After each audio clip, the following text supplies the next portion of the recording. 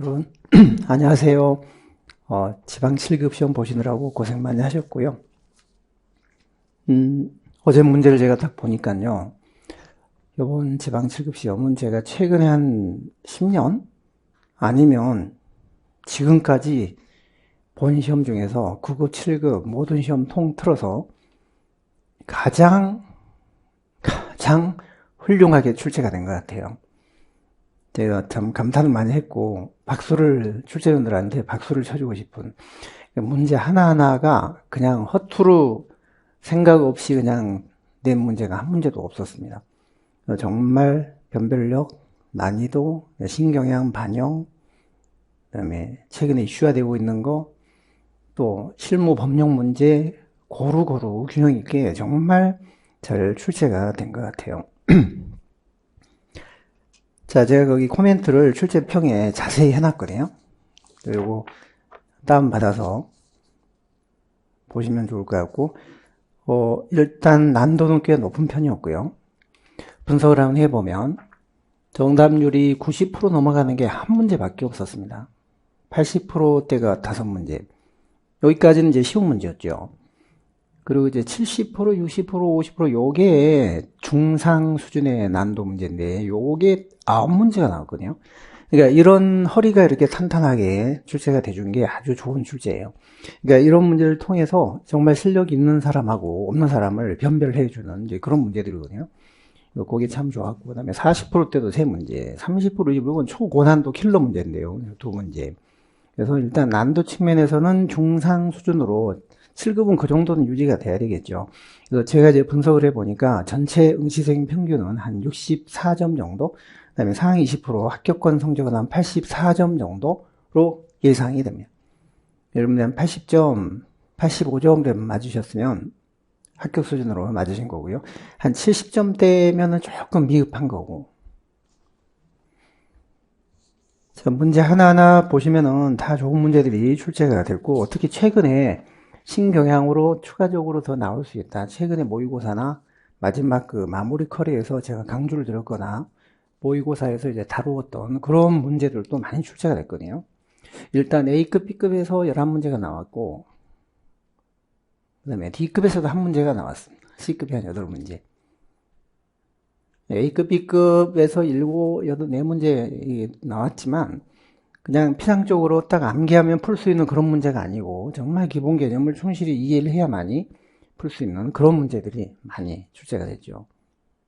그리고 특이한 거는 작년에 이어서 올해 지방 7급도 반복되는 정형화된 단순 기출문제는 한 문제도 출제가 안 됐어요. 대부분이 변형이거나 아니면 신경향 문제가 13문제.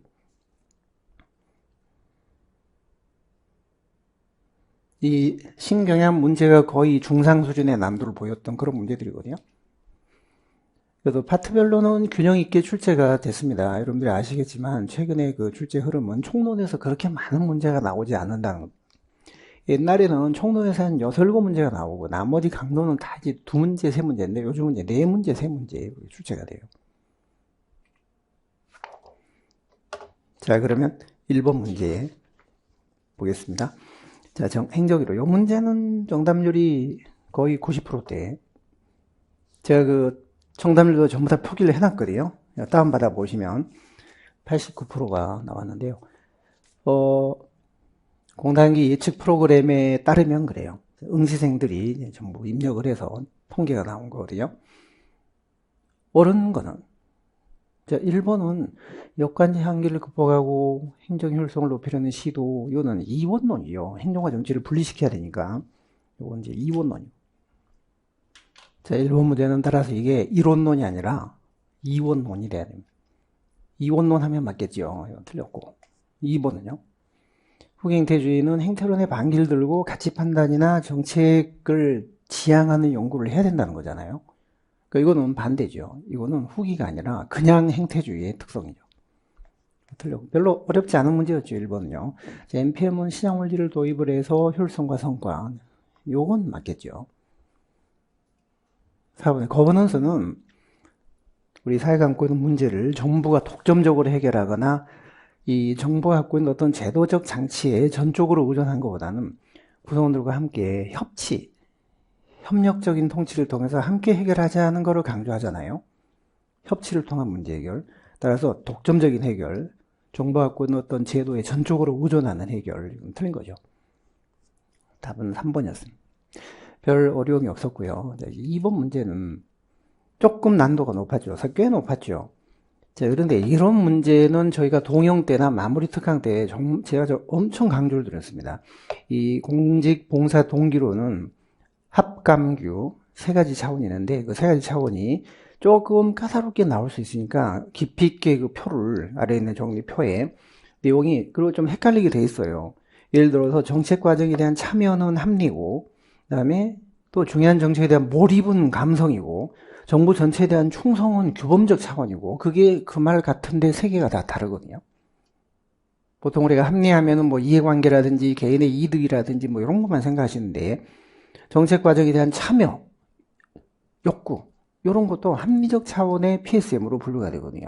이런 것들 조금 깊이 있게 봐두셔야 된다라고 했는데 딱 그렇게 문제가 나온 거예요. 깊이 있게 본 사람들은 풀 수 있고 정답률이 이게 40%대예요. 틀린 거는 1번이죠. 선의의 애국심, 동정심 이런 거는 감성적 차원이죠. 합감규 중에 감성적 차원. 1번이 틀렸고요. 자, 정책에 대한 참여 이거 합리가 맞아요. 전체에 대한 충돌의 규범이 맞아요. 특정 이해관계는 당연히 이거는 공직에 대한 매력이나 호감이나 특정 이해관계 이런 거는 당연히 합리죠. 비슷한 문제를 우리가 모의고사 때도 이번에 올해 7급 모의고사 때도 봤었어요.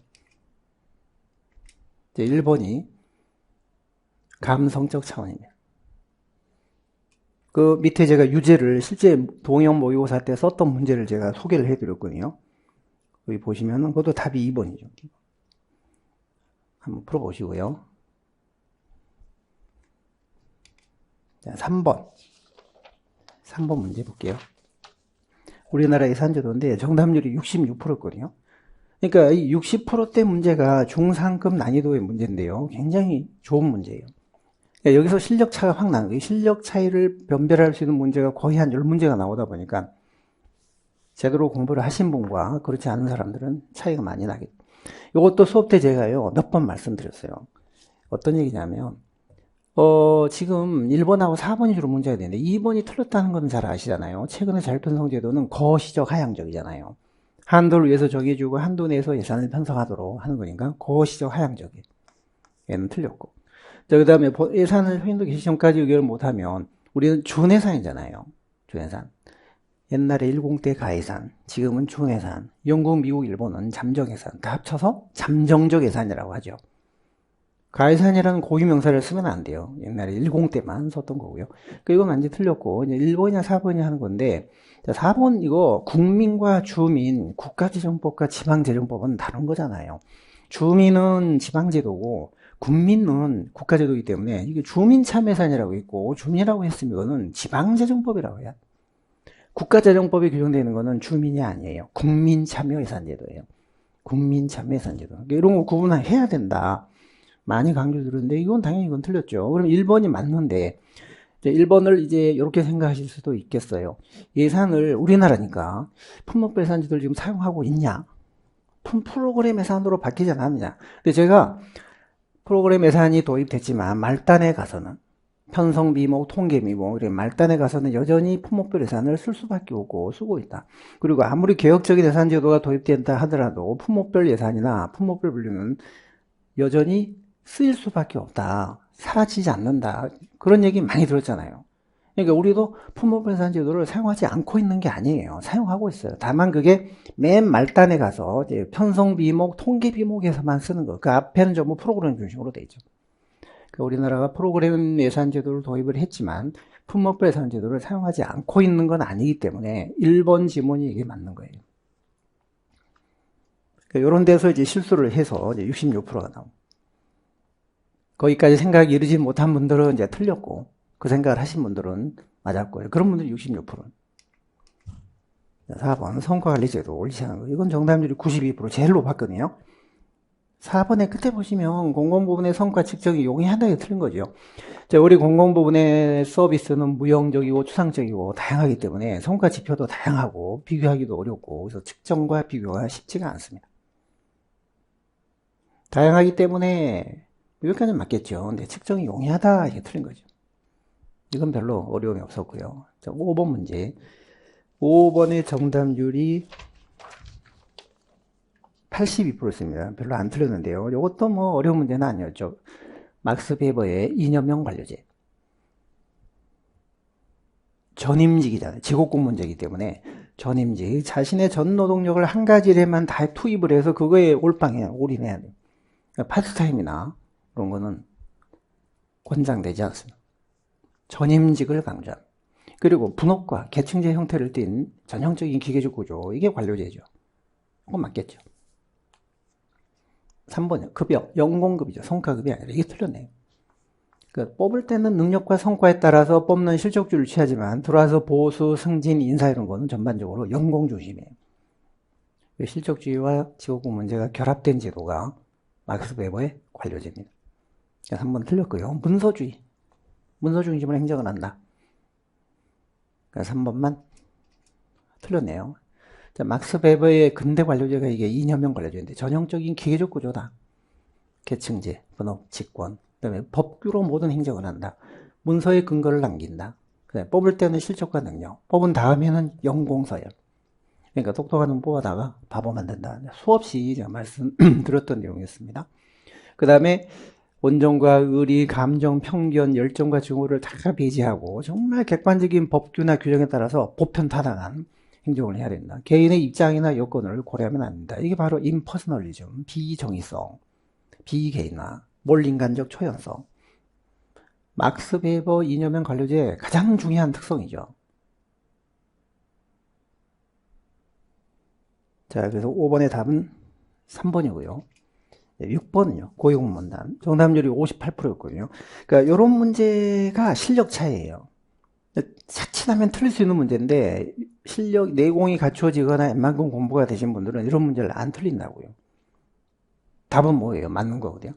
자, 우리 고용문단 중앙부처 1 내지 3급 실국장급 공무원인데 신분별로는 일반직, 그다음에 별정직 다 될 수 있죠. 그다음에 특정직 중에 하나 된다고 했죠. 외무직. 그러니까 될 수 있다라고 했으니까 모든 특정직이 다 되는 건 아니고 이제 일반직뿐 아니라 별정직, 특정직도 될 수 있다. 모든 특정직이라고 한 건 아니니까 이거는 맞는 말이죠. 일단 큰 문제가 없죠. 자, 1번은 틀렸죠. 보수제도가 직무성과급적 연봉제도, 직무를 고려하고 성과도 고려하는 연봉제예요. 고정급적 연봉제는 정무직입니다. 자, 그 다음에 3번도 보시면 계급을 타파했다고 했잖아요. 그리고 고용문단의 가등급, 나등급은요, 계급이 아니에요. 보수 등급, 직무 등급이지, 보수를 차등하기 위한 직무 등급이지, 계급이 아니에요. 계급은 없어진 거예요. 그리고 더더군다나 맨 끝에 보시면 계급 중심의 인사를 강화한다? 이건 완전히 말도 안 되는 거예요. 계급 중심, 연공설 중심의 인사를 타파하는 거예요. 자, 그 다음에 4번으로 하신 분들이 꽤 많던데요. 4번으로. 26%가 4번으로 하셨거든요. 왜 4번을 하세요? 왜? 아니, 민간과 경쟁하는 제도는 공모지기가 아니지 않습니까? 개방형식이잖아요. 민간하고 공무원들이 서로 경쟁하는 거는 개방형식이고 공직 안에서 공무원들끼리만 경쟁하는 게 공모직이잖아요. 근데 민간과 경쟁하는 공모직이라는 말 자체가 이게 모순이에요. 정부 내에서 경쟁하는 이렇게 하든지 아니면 민간과 경쟁하는 개방형직위를 통해서라고 하든지 이렇게 했었어야죠. 틀린 거예요. 2번만 맞겠습니다. 7번 문제 보겠습니다. 신제도론 요거는 좋은 문제고 정말 중요한 문제입니다. 중요한 문제인데 워낙 이제 우리가 비슷한 문제들을 많이 받고 입문 때부터 많이 강조를 했던 터라 틀리지는 많이 않았어요. 86%. 1번이 문제죠. 자, 1번이 어디가 문제예요? 개인의 행동을 제약하는 게임의 규칙. 그게 하나의 제도로 보는 거예요. 그러니까 자기 마음대로 하지 못하고 그 룰을 지킨다는 거죠. 지킨다. 자신의 의도에 따라서 제도를 만들거나 변화시키는 개인의 선호가 중시되고 존중되고 그다음에 제도가 개인의 선호를 형성시키거나 변화시키지를 못하기 때문에 상대적으로 자신의 의도에 따라서 제도를 좀 변화시킬 수도 있고 제도의 형성에 영향을 미칠 수도 있어요. 그게 합리적 선택의 신제도주의입니다. 그러니까 지금 게임의 규칙이란 말이 나왔고 자신의 선호나 의도에 따라 제도 형성과 변화에 영향을 줄 수 있다. 그리고 물론 만들어진 제도에 따라서 자신의 행동이 제약을 받기도 하지만, 그러니까 1번은 이거는 합리적 선택의 신제도주의고요. 사회학적 신제도주의는 자신의 의도나 그거에 따라 제도나 이런 걸 변화시킬 수 없어요. 따라가야 돼요. 전적으로 순응해야 돼요. 사회적 정당성을 확보하는 게 제도 유지의 가장 중요한 포인트거든요. 1번은 경제학적 신제도주의. 2번은 동형화, 닮아가는 거. 3번 역사적 경로를 중시한. 그 다음에 4번 역사, 경로 전성. 특정 시점의 제도나 정책은 그 전의 시점으로부터 영향을 받기도 하지만 다음 단계 제도에 영향을 주기도 한다. 그래서 특히 역사적 신제도주의는 제도를요, 종속 변수이면서도 독립 변수로서 보잖아요. 그러니까 T1, T2, T3 제도가 이렇게 있을 때 쭉 이어져 오잖아요. 역사적 경로에 따라 쭉 이렇게 이어져 오는데 T2는 T1의 종속물이지만 T3에 대해서는 또 영향을 주기도 하기 때문에 독립 변수로서의 성격을 띠는 거예요. 항상 모든 제도는 전 시점의 제도의 종속물이지만 다음 시점의 제도에 영향을 주는 독립변수로서 역할을 하거든요. 흔히 신제도주의는 제도를 종속변수이자 독립변수로서 본다. 특히 역사적 신제도주의는 이런 식으로 인식을 하기 때문에 그런 성격이 아주 두드러지죠. 1번만 틀렸습니다. 자, 8번 보겠습니다. 에자일. 자, 우리 에자일 기출에서도 했고 또 동영에서도 한 문제를 본 적이 있었죠. 에자일은 신속한, 기민한 그런 뜻입니다. 근데 에자일 조직은 기본적으로 하부 조직이 모두 팀제 형식으로 돼 있어요. 팀, 임시팀.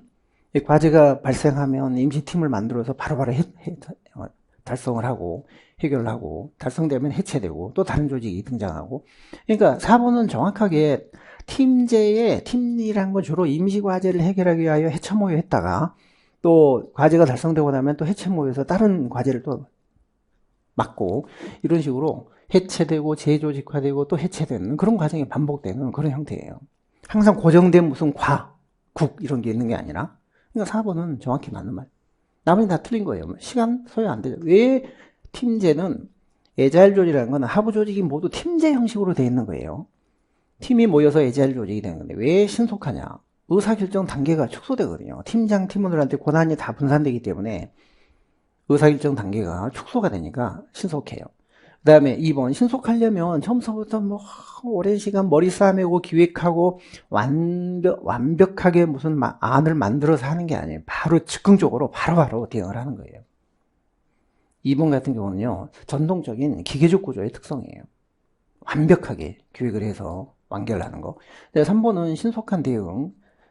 근데 앞에는 맞는데 그러기 때문에 성과는 무시될 수 있다. 아니에요. 그렇게 해야 성과가 높아지는 거죠. 팀제는 성과 중심의 조직입니다. 대부분의 유기적 구조가 성과 중심의 조직이듯이 팀제도 마찬가지예요. 환경 변화에 신속히 대응함에 따라 성과가 제고된다라고 해야 돼요. 다 틀렸고요. 4번만 맞겠습니다. 8번의 정답률은 70%이고요. 9번은요. 추세 연장 기법. 이게 시계열 분석이잖아요. 경향 분석, 연장적 예측. 태풍이 이렇게 여태까지 왔는데 앞으로 어떻게 갈 것이냐, 이거를 연장을 해야 되는데, 자, 이 추세, 경향, 요거는 시계열 분석을 해서 얻은 자료예요. 시계열 분석을 해서. 3번은 맞고. 그 다음에 2번요. 관찰된 경향. 이 경향이 지속성과 규칙성과 일정한 경향성과 예측 가능성이 있어야 돼요. 태풍이 이리 갔다 이리 갔다 이리 갔다 이러면 이거는 경향성이 없는 거죠. 선형성이 없는 거죠. 그럼 예측이 어려운 거예요. 시계열 분석이 가능하려면 지금까지 쭉 추세가 일정한 경향성, 지속성, 규칙성을 띄어야 돼요. 이것도 맞겠습니다. 그 시계열 자료가 믿을만 해야 돼요. 당연히. 이렇게 온 게 확실하냐? 믿을만 해요. 그래야지 앞으로 이렇게 가겠구나. 연장을 하는. 그러니까 2, 3, 4는 시계열 분석의 가장 기본적인 전제 조건이고요. 1번은 틀린 거예요. 그러니까 이 문제 같은 경우도 정말 그 좋은 문제고 정답률이 80%면 그렇게 높은 편은 아니거든요. 거의 뭐 70%대니까. 그러니까 우리가 인과 분석이라든지 시나리오 기법이라든지 해설했듯이 델파이 기법 같은 경우는 그 응답자들의 전문 능력이나 지식이나 시나리오 기법 같은 경우는 앞으로 우리 우크라이나 전쟁이나 가자지구 전쟁이나 미국하고의 협상, 관세 협상이 어떻게 될 것이냐. 이런 걸 우리가 시나리오 분석을 하려면 그 분석가의 능력이나 이런 게 굉장히 중요합니다. 어떻게 시나리오를 써가느냐, 어떻게 예측 분석을 하느냐에 따라서 모든 게 달라지잖아요. 근데 이 시계열 분석은요, 주어진 자료를 가지고 하는 거예요. 분석가의 무슨 예측 능력이나 분석 능력이 중요한 게 아니라 그건 영향을 받지 않아요. 어떻게 이동을 해왔냐, 주어진 자료를 가지고 이렇게 그대로 쏘아보는 거예요. 따라서 분석가들의 능력이나 예측 능력 같은 게 별로 의미가 없는 거예요. 요 주어진 자료, 이게 정확해야 돼요, 이게. 지금 2, 3, 4는 그런 얘기잖아요. 근데 일본은 분석가의 노력이나 능력에 따라 미래가 달라질 수 있다. 대표적인 게 시나리오 기법, 브레인스토밍, 델파이 기법, 이런 것들이에요. 이 시계열 분석은 주어진 시계열 자료를 가지고 그냥 연장하는 겁니다. 그러니까 요 개념만 정확히 아셨다면, 일본 같은 경우에 무슨 이거 분석하는데 노력이나 능력이 영향을 줄까? 아닐 것 같다. 나머지는 다 당연히 맞겠다. 이 비슷한 문제가 우리가 또 동영 때 풀었었어요. 국가 7급 때 동영 모의고사 교재 보시면은 30쪽에 20분 문제가 있어요. 제가 거기 소개를 해놨죠. 거기 지속성, 규칙성, 시계열 자료, 신뢰도, 타성 이런 거 다 나왔단 말이에요. 그래서 똑같이는 아니지만 그래도 그런 문제를 접해보고 거기서 이제 이해를 충실히 좀 하셨다면 이런 문제를 틀릴 수가 없는 거죠. 10번 문제 보겠습니다. 국가공무법상 휴직. 이것도 정답률이 75%인데, 휴직. 법 조문을 일일이 다 우리가 외울 수는 없지만, 행정학의 내공으로 이제 보신다면, 정무직 공무원 휴직할 수 없다? 없을까? 정무직은 신분 보장이 안 되니까 휴직도 안 되지 않나? 잘 모르겠어요. 좀 긴가민가 할 것 같아요. 했을 것 같아요.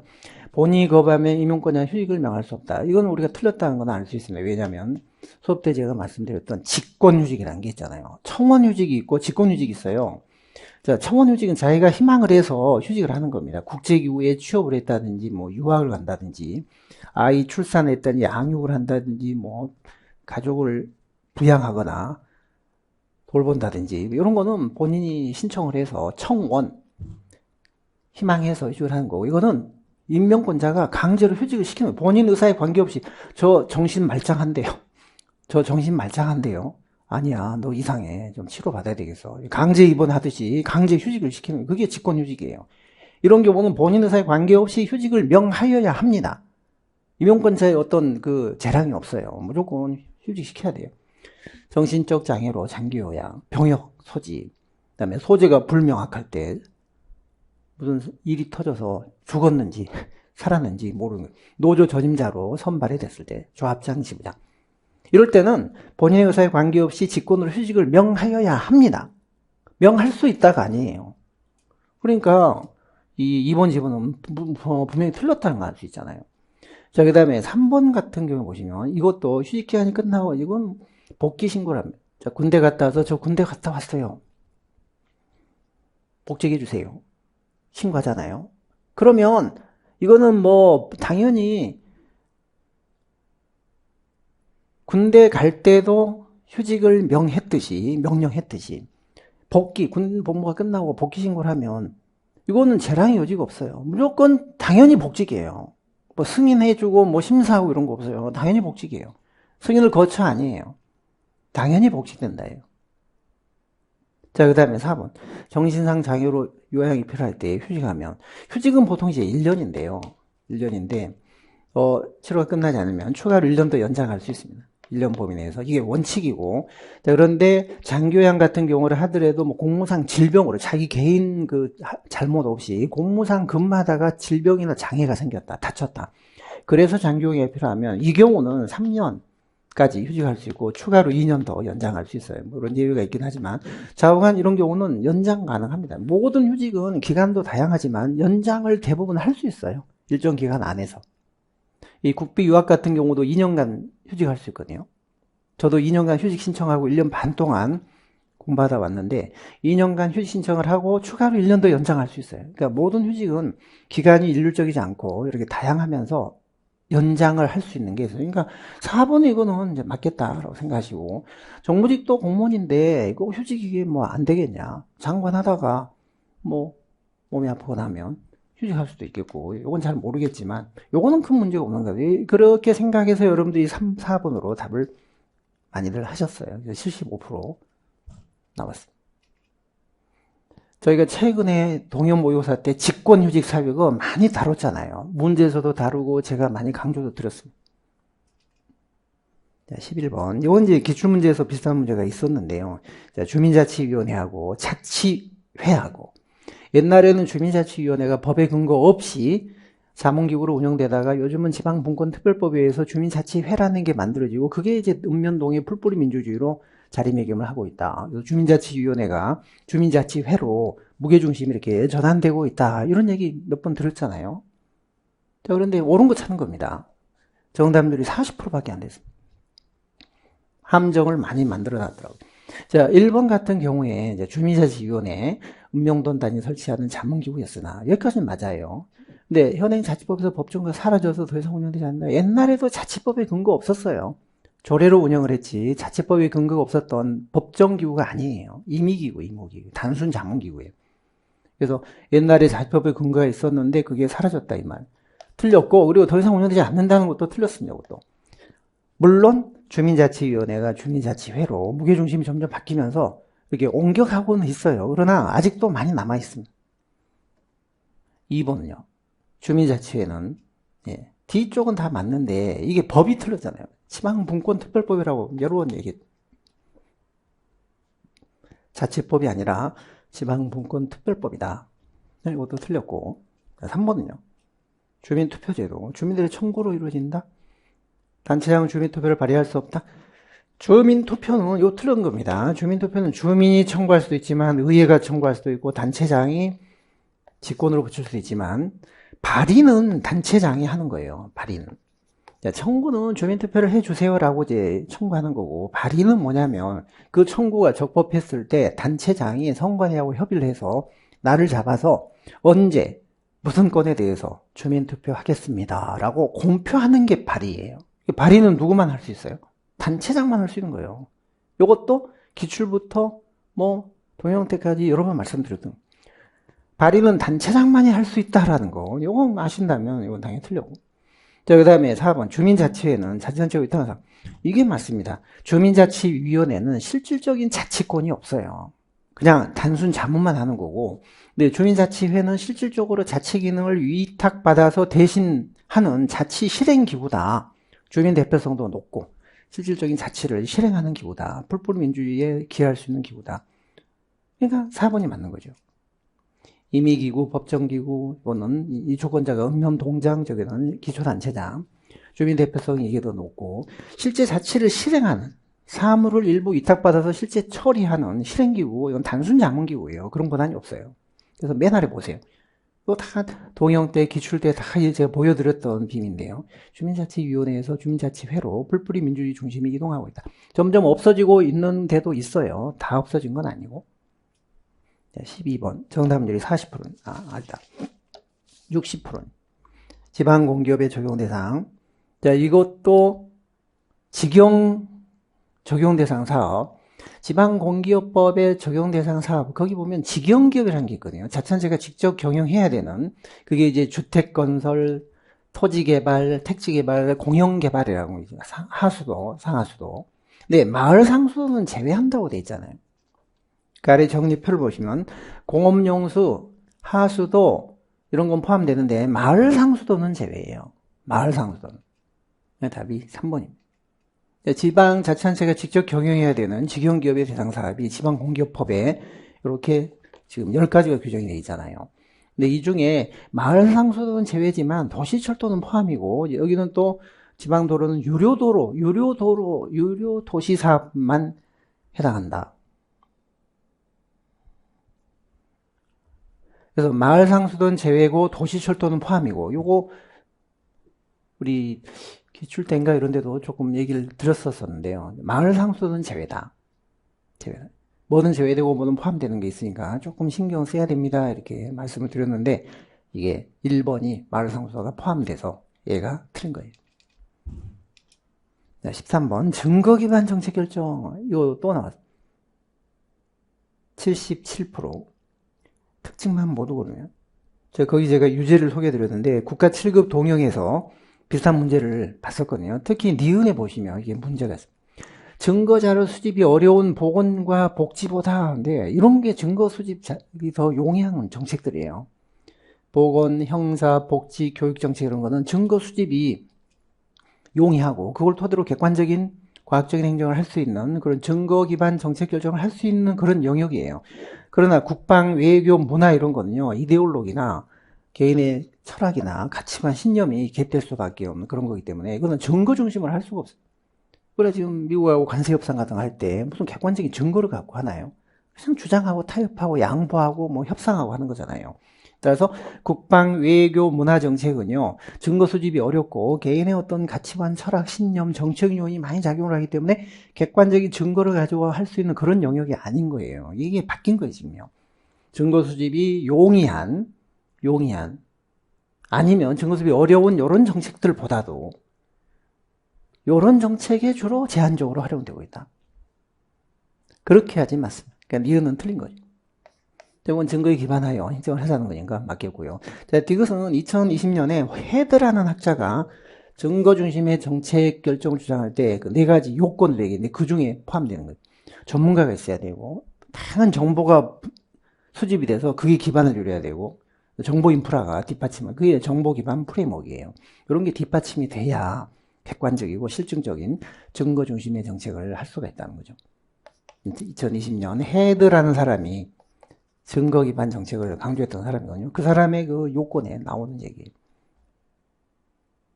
자, 그 밑에는 유제도 한번 참고로 풀어보시고요. 니은만 틀리고 기억 디귿은 맞습니다. 자, 증거 기반. 담론이나 철학이나 가치관이나 정치 이런 거에 영향을, 그런 걸 벗어나자는 거예요. 지향이 아니라 지향하자. 2020년이 아니라 2010년 헤드. 정보 기반 전문가 인센티브 뭐 이런 거. 그다음에 보건복지 교육 형사 같은 휴먼 서비스, 인간의 존엄이 중시되는 이런 건 정말 인간의 존엄이 중시되잖아요. 형벌을 간다든지 가르친다든지 복지 제공이라든지 보건, 인간의 존엄을 중시하는 휴먼 서비스 정책 분야에는 정말 객관적인 행정을 해야 돼요. 외교, 국방, 문화 정책들은 적용이 어려워요. 그러니까 정책인 상호작용을 중시하는 이런 정책에서 이런 걸 중시하잖아요. 그쪽 관점에서 본다면 이런 객관적 행정이 가능하겠냐, 비판의 대상이 될 수도 있죠.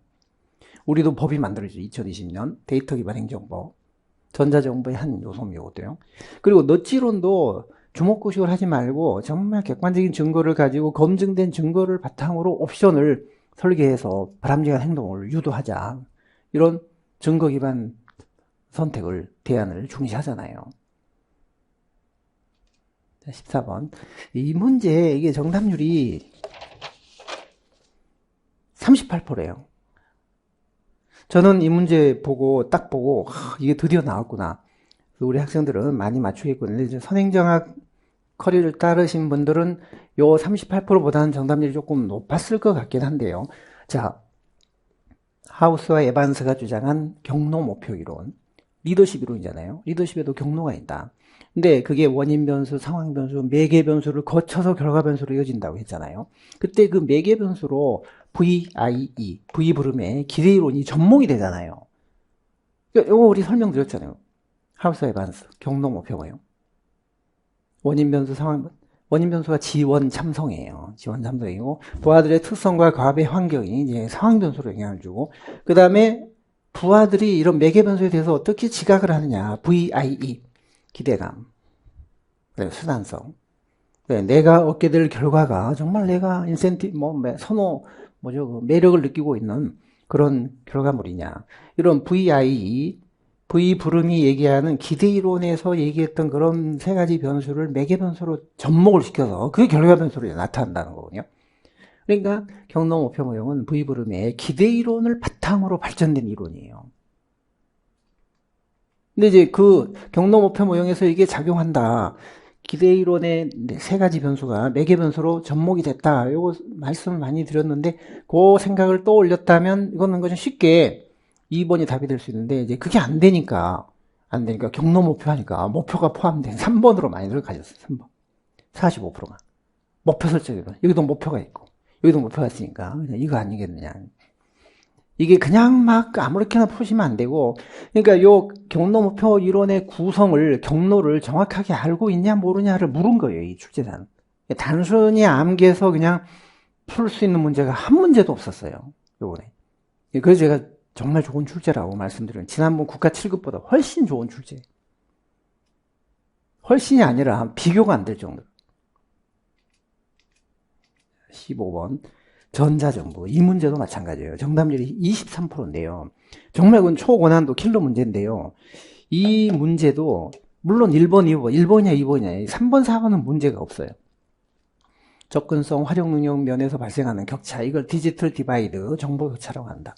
그 다음에 4번은 이제 암묵지를 형식지로 변환해서 암묵지를 서로 공유하는 거. 그게 지식행정관리잖아요. 그러니까 3번하고 4번은 큰 문제가 없는데 이제 1번이냐 2번이냐.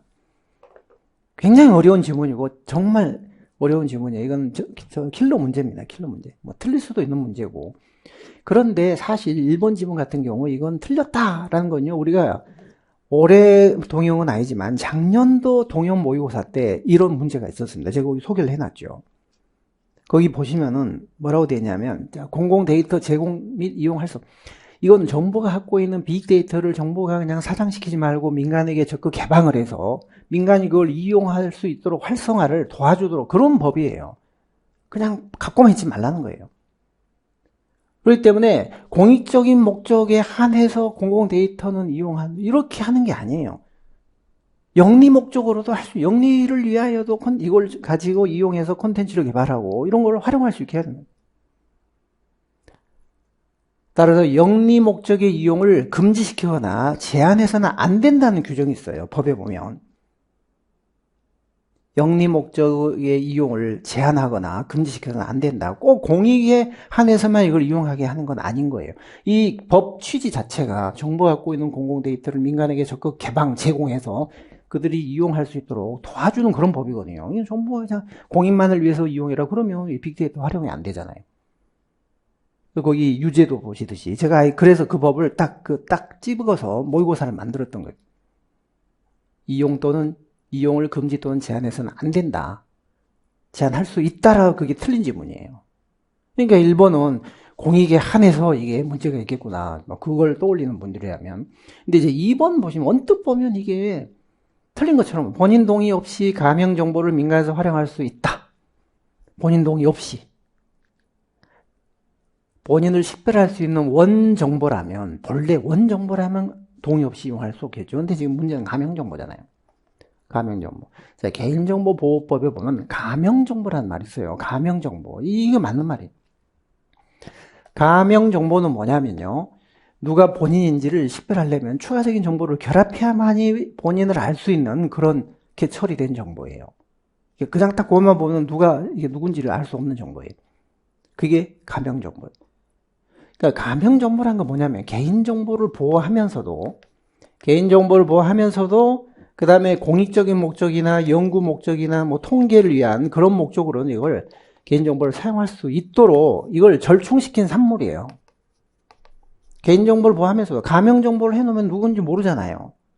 그렇게 해서 공익을 위한 또 연구를 위한 통계를 위한 목적으로 이걸 활용할 수 있도록 그걸 절충시킨 개념이 이게 가명정보예요. 가명정보라는 것은 다른 추가적인 정보를 결합하지 않으면 이게 누구인지를 모르게 식별이 안 되도록 처리한 정보거든요. 가명정보라는 건 이 두 가지를 절충시키기 위한 그런 이제 산물인데, 가명정보화를 해서 그렇게 되면 본인 동의 없이도 민간이 활용할 수 있게 한 거예요. 가명정보는 특례가 있습니다. 본인 동의 없이도 개인정보 처리자가 민간도, 개인도, 기업도 활용할 수 있어요. 함부로 막 활용할 수는 없지만 특례가 있습니다. 특례. 이런 목적으로.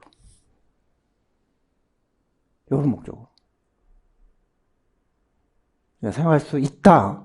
본인 동의 없이 사용할 수 있다. 이게 맞는 말이에요. 이게 틀린 거예요. 언뜻 보면 2번이 더 틀린 것 같이 보이죠. 1번은 언뜻 보면 맞는 것처럼 보이고 반대였어요. 엄청난 문제였어요. 그러니까 다 2번으로 답을 하신 분들이요. 68%예요. 68%. 1번을 하신 분들이 23%고. 그나마 23% 하신 분들이 저는 꽤 많다고 생각하시는데 아마 이런 것들을 떠올리지 않으셨을까 하는 생각이 들어요. 16번 보겠습니다. 16번은 정답률이 80%. 이것은 사실 우리가 많이 봤던 건 아닌데 이제 이 문제의 그 맥락을 보시면은 정부가 해결하기를 대중이 바라는, 기대하는 그런 이슈나 문제를 결정의제라고 한다. 이건 결정된 의제가 아니잖아요. 결정된 의제는 정부가 제도적으로 다 채택을 한 의제예요. 흔히 제도적 의제, 정부 의제, 기관 의제, 공식 의제 이런 뜻입니다. 예, 버클랜드도 정책 의제를 공중 의제와 결정 의제로 나눴거든요.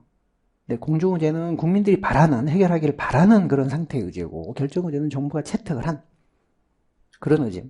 아래 그 해설표 보시면은 결정 의제는 제도적 의제, 공식 의제, 행동 의제, 정부 의제, 기관 의제 뭐 그런 의미예요. 이게 1번은 틀린 거죠. 2번은 이슈 관심 주기 이론입니다. 그러니까 이슈라는 게 세간의 관심을 받는 거는 시간이 있다. 항상 관심을 갖는 게 아니라는 거죠. 뭔 사건이 터져서 관심을 갖다가 다른 사건이 터지면 또 식어버리고 주기가 있다는 거죠. 그 주기가 끝나기 전에 의제를 채택을 하는 것이 유리하다는 그런 게 이제 의제 관심 사이클, 이슈 관심 주기입니다. 이슈 관심 주기.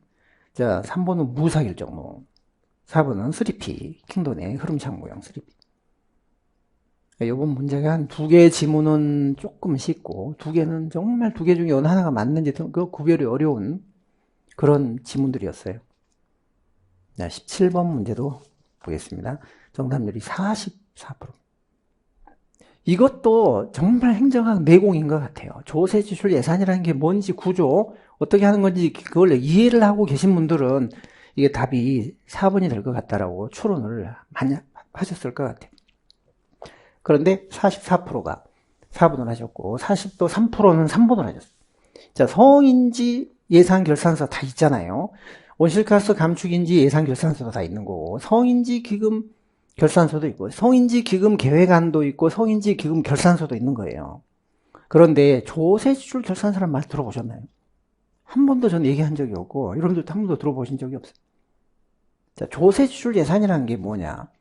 그 구조만 잘 생각하셔도 조세 지출 결산이라는 거는 이게 따로 없겠구나 판단이 되실 거예요. 자, 조세 지출 예산이란 건요, 전년도에 조세 감면을 얼마나 해줬는지 실적과, 그다음에 금년도 얼마나 해주고 있는지 내역과, 내년도, 다음 년도 얼마나 해줄 건지 추정치, 이 세 가지를 묶어서 3개년을 합쳐서 만든 게 조세 지출 예산서예요.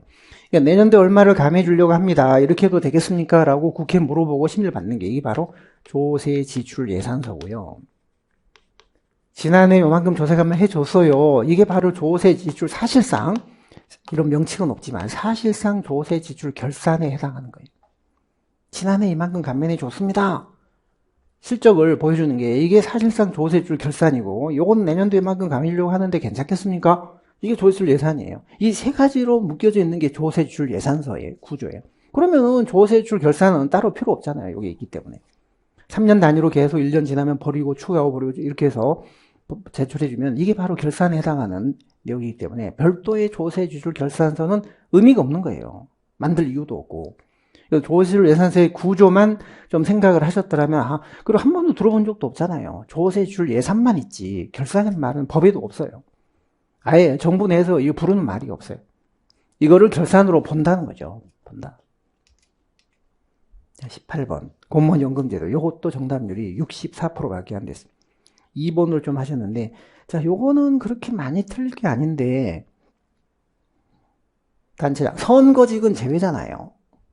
대통령, 국회의원, 단체장, 선출직은 공무원연금법 적용 대상에서 제외됩니다.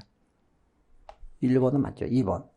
연금제도 누가 운영한다고 했어요? 인사처잖아요. 행안부는 아무 권한이 없어요. 인사처가 하는 일이 인사만 하는 게 아니라 연금, 보수, 윤리 이런 거 하잖아요. 연금. 이건 틀렸고요. 퇴직수당. 퇴직수당은 퇴직연금하고는 다르다고 말씀드렸죠. 1년 이상만 근무하면, 1년 이상만 근무하면 정부가 단독 부담을 해서 주는 수당입니다. 10년이 아니에요. 10년. 1년, 1년. 자, 그 다음에 퇴직연금을 받으려면 옛날에 20년이었는데, 제가 공직을 은퇴할 때는 20년, 이제 20년 채우고 나왔다고 했잖아요. 근데 지금은 10년이에요. 또 최근에 바뀐 것들, 퇴직수당은 퇴직연금하고는 다른 거다. 정부가 그냥 전액 정부 예산으로 주는 거다. 1년 이상 근무하면 된다. 이건 10년이다. 다 틀렸고요. 1번만 맞습니다. 공무원연금 개요. 10년으로 줄었고요. 그 다음에 이 퇴직수당은 1년 이상 근무하고 퇴직한 사람들한테는 다 주는 건데 정부가 단독으로 부담하는 거예요. 공동부담이 아니에요. 이런 것도 우리가 많이 나와서 뭐 다 알고 있는 내용들이고요. 19번. 이거는 저희가 정말 너찌로는 많은 문제를 다뤘고 모의고사도 많이 받고 했는데도 정답률 64%밖에 안 돼요. 딱 생소한 지문 하나가 약간 3번이 등장했기 때문인데요. 나머지는 절대 정답이 될 수 없잖아요. 속어법으로 하더라도 이 문제는 틀려서는 안 되는 문제예요. 자, 1번. 인지 오류나 행동 편향이 되면 인간은 흔히 인지를 잘못하거나 행동을 잘못해서 인지 오류나 행동 편향 때문에 잘못된 선택을 하잖아요. 그게 바로 행동적 시장 실패입니다. 이런 행동적 시장 실패에 의한 잘못된 선택을 막기 위해서 정부가 개입을 해서 표 안 나게 바람직한 행동을 하도록 선택을 하도록 유도해 주는 거, 그게 바로 너찌이론이잖아요. 그러니까 표 안 나게 부드럽게 개입을 하는 거, 이거 뭐 수없이 여러 번 우리 했던 얘기들이잖아요. 1, 2, 4번은 당연히 이거는 맞고, 그러면 3번이 뭔 말인지 모른다 하더라도 3번이 답이겠다 이렇게 갔어야 되는데, 자, 비구조화된 선택지. 구조화된 선택지가 무슨 뜻이에요? 구조화됐다. 자, 구조화됐다는 얘기는요, 설계된, 통제된, 유도된, 조절된 이런 뜻이에요. 스트럭처드, 셀렉션, 초이스. 설계된, 통제된, 유도된, 조절. 이 말은 그러니까 선택 환경을 좀 조절해서 통제를 하는 거예요. 쉽게 잘 판단해서 올바른 선택을 하도록. 쉽고 올바른 선택을 하도록 선택 환경을 너무 선택지가 너무 많으면 좀 줄여준다든지, 그 다음에 백화점에서 물건을 잘 보이게 진열을 해서 그걸 선택하도록 유도한다든지, 그 다음에 디폴트 옵션, 기본값을 설정해주고 고민하지 않고 그냥 그걸 바로 선택하도록 한다든지, 이런 게 바로 다 구조화된 선택이에요. 스트럭처드 초이스예요. 비구조화된 거는 그렇게 되지 않는 거예요. 선택지가 막 50개 된다는 거 어떻게 선택을 해요? 그래서 구조화된 선택이라는 뜻이요. 디폴트 옵션이나 눈에 띄는 진열이라든지 뭐 선택지를 축소시킨다든지 이렇게 해서 구성원들이, 사람들이 쉽고 올바른 선택을 할 수 있도록 선택 환경을 통제하고 조절해 주는 거, 그게 구조화된 선택입니다. 그런데 비구조화가 되면 선택이 어려워지는 거예요. 지금 우리 이번 지방 7급 행정학 지문이 다 비구조화된 선택지예요. 선택이 정말 어려운 비구조화된 선택지들이에요. 3번이 틀렸습니다. 20번 마지막 문제. 머스그레이브의 재정의 3대 기능. 안자소잖아요. 우리가 안자소를 떠올려야 돼요. 이 문제는. R.A. 머스그레이브가 재정의 3대 기능을 안자소, 경제 안정화 기능. 경제를 안정화시키는 자원 배분의 기능, 그 다음에 소득을 재분배시키는 기능, 요 세 가지를 기본적인 3대 기능으로 얘기를 했잖아요. 자, 1번은 특정 계층에 세금을 감해주고 부자로부터 세금을 많이 걷어가지고 이전해준다. 요거는 소득 재분배 기능이에요. 2번은요. 행복도를 높이기 위해서 지역 커뮤니티 활동에 대한 지원을 한다. 이거는 그냥 일상적인 행정 기능 활동이지, 재정의 3대 기능? 재정의 3대 기능으로 분류할 때는 이런 게 들어가지 않아요. 그냥 정부가 하는, 뭐 가난한 사람한테 하는 것도 아니고, 이거는 정부가 일상적인 어떤 지출 활동을 하는 그 중에 하나의 영역일 뿐이지, 이게 재정의 3대 기능하고는 관계가 없어요. 요거는 경제 안정화 기능이에요. 경기 침체 실업이 우려될 때 정부 지출을 늘려서 확장 정책을 펴서 경제를 안정화시키는 거. 그 다음에 4번은요. 시장에서는 공급될 수 없는 그런 공공재 같은 거를 정부가 직접 공급하는, 그거는 자원 배분 기능이에요. 자원 배분. 안자소를 맞게 얘기하고 있고, 2번은 관계가 없는 거예요. 안자소를 떠올렸으면 이 문제는 틀리지 않아요. 자, 이렇게 해서 요번에 20문제가 출제가 됐는데, 어느 것 하나 그냥 만만하게 쉽게 탁 외워가지고 풀 수 있는, 그러니까 이번 시험은 잘 외웠느냐, 교과서 문장이나 기출집 지문을 잘 외웠느냐를 묻는 문제는 하나도 없었고요. 기본 개념과 구조를 얼마나 충실히 이해를 했느냐, 요거를 묻는 문제가 20문제가 다 그런 문제였어요. 전 정말 여태까지 출제를 보면서 이렇게 잘된 출제를 처음 봤어요. 제가 이렇게 출제를 칭찬한 적이 거의 없는데, 그러나 어려웠지만 그래도 내공이 있거나 충실히 커리를 따라오시고 그러니까 이번 출제를 보면 제가 이런 생각이 들어요. 앞으로는 마지막에 막판에 암기하고 하는 이런 거보다 기본 개념을 이해하는 그런 앞단계, 입문 단계 커리들이 정말 중요하구나. 예를 들어 A급, B급 입문 단계에서 기본 개념 우리가 듣잖아요. 큰 흐름하고 방향, 기본 개념. 그런 커리들이 훨씬 더 앞으로는 중요하다. 그런 게 생략되고 바로 뭐 기출로 뛰어든다든지 지문 외운다든지 이렇게 가지고는 50점도 안 나와요. 지금 요 과락 많이 나왔을 거예요. 이번 시험에. 그렇게 공부하신 분들은. 여러분들 수고하셨고요. 이제 여러분들한테는 그래도 또 하나의 이번 시험 잘 못 보셨다 하더라도 또 하나의 기회가 있잖아요. 내년도 1월 달에 추가 채용. 그거는 이제 또 기획재정부가 분리 개편되기 때문에 추가적으로 좀 정리를 하셔야 될 것도 있고, 제가 그래서 여러분들 추가 채용에 대비해서 특별 커리를 지금 준비를 했습니다. 11월 22일부터 압축하고 1개념. 이 압축은 CD급까지 다 포함해서 기본 개념까지 조금 설명을 다 드릴 거고요. 압축하고 1개념, 금년도 1개념 출제, 신경향 문제, 오능 문제 같은 거 다 포함해서요. 11월 22일 날 개강을 하는 이유가 여러분들 1차 P셋 11월 15일 날 1차 P셋 보기 때문에 그거 끝난 그 다음 주부터 바로 여러분들 합류하실 수 있도록 일부러 제가 좀 늦춘 거예요. 개강 일자를. 그리고 또 하나 중요한 특강이 있습니다. 1월 초에 1월 10일인가 11일 이틀 사이에 이틀간 마무리 테마 특강이 있어요. 국가직 7급 추가 채용에 대비한 마무리 테마 특강이 있습니다. 4가지 특강이 있는데 2개에서 이틀간 합니다. 뭐냐면 해총 중에 헷갈리는 부분 중에 가장 핵심적인 거. 그 다음에 고난도 불이타. 요거 오늘 나왔던 이런 문제들 대부분 불이타 문제 많았잖아요. 고난도 불이타. 예측할 수 없었던 그런 문제가 여전히 아직도 많이 있어요. 요거 말고도. 그 다음에 또 뭐냐면 법령 문제. 요번에 법령 문제가 8문제 나왔거든요. 20문제 중에 8문제. 그 다음에 마지막 조직 개편.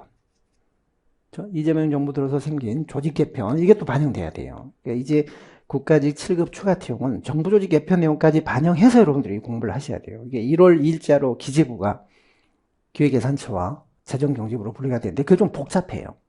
예산, 편성, 집행 이런 건 다 기획처고 회계, 결산 이런 건 다 재경부거든요. 이제 그거 교통정리 하셔야 돼요.